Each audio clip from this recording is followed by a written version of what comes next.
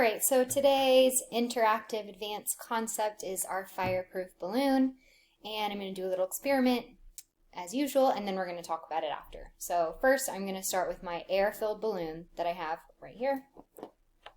Just air in this balloon. So we're going to put some heat on this balloon and see what happens.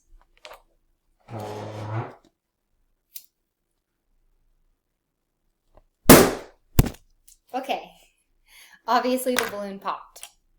Now we're going to see what happens when we have a water balloon and we add heat to it. Let me grab my water balloon. Okay.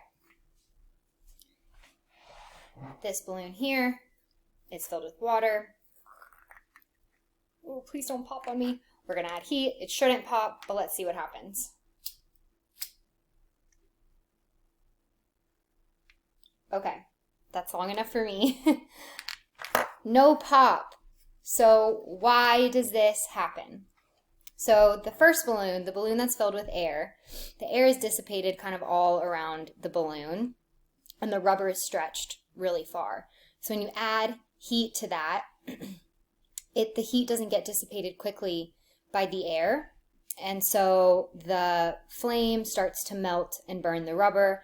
And once it's made its way through the rubber, there's nothing else to absorb the heat, so the balloon pops. But what's happening when we have our water balloon, we know that water absorbs heat really well. So also my rubber is not as stretched. This balloon, it's a bit smaller with the water in it. So with the water, like I said, it absorbs heat.